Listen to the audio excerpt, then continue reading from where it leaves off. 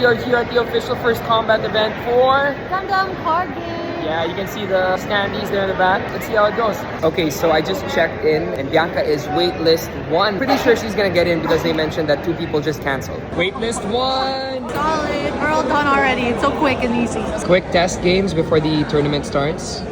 Alright.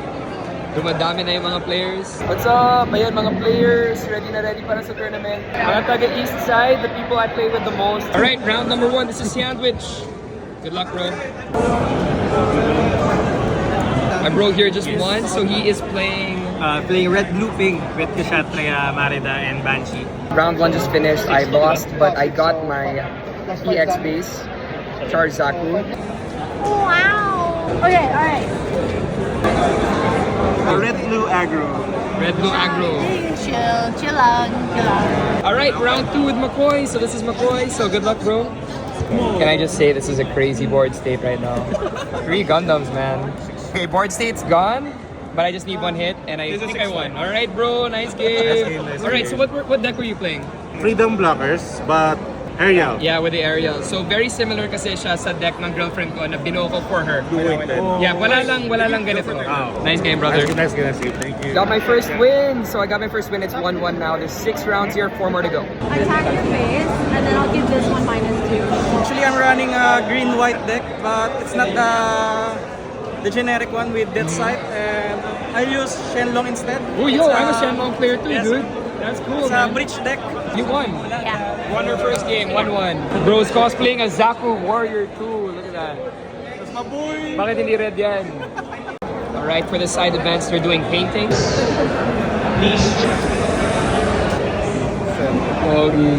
Alright, time for round 3.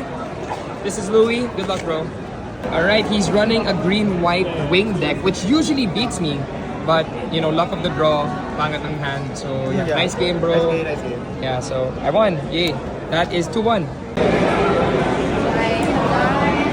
What deck did you run? This is a green-white. Green-white, and you beat Bianca. So she is at 1-2, and now I'm standing above her at 2-1. That is the coolest playmat ever. I love it. Good luck, bro. Alright, finally battling someone I know. Good luck, bro. Round 4. Alright, so he's using on... RB Ping, Marida and Amuro Core. Which I didn't even see a single Marida. Yes. The game ended so early. Nakita niya lang yung beaters. So I lost, and my standing is now 2-2. Nice game, bro.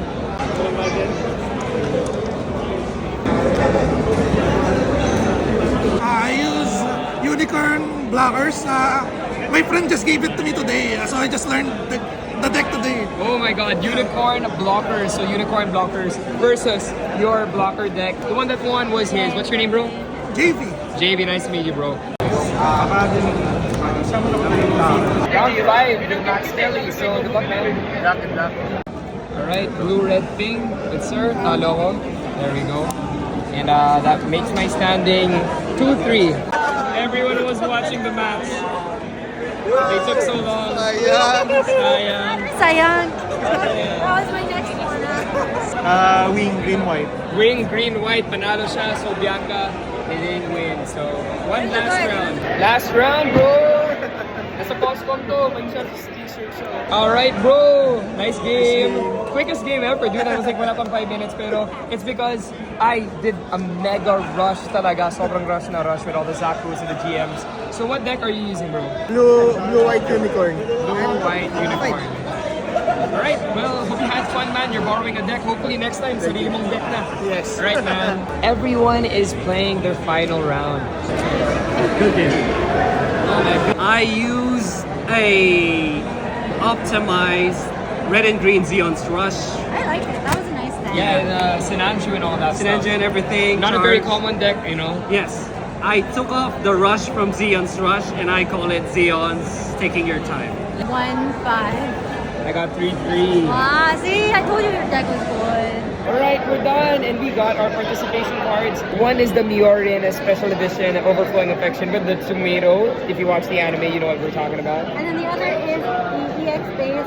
Char's Zaku 2. Alright, so the event was done and I got 3-3. She got 1-5, and my brain is gone. I got to try going against different decks, so it was really interesting to see how the different ones play. So yeah, it was a free event. We got some free participation cards. We got 2 actually. There were also side events for those who didn't get to join the official first combat. So here's some more Gundam Card Game.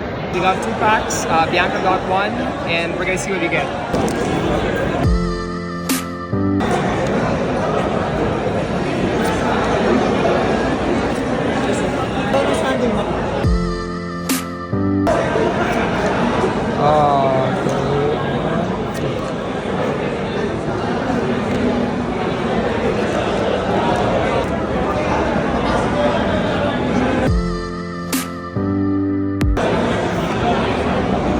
Wow, looks like you. It's a girl.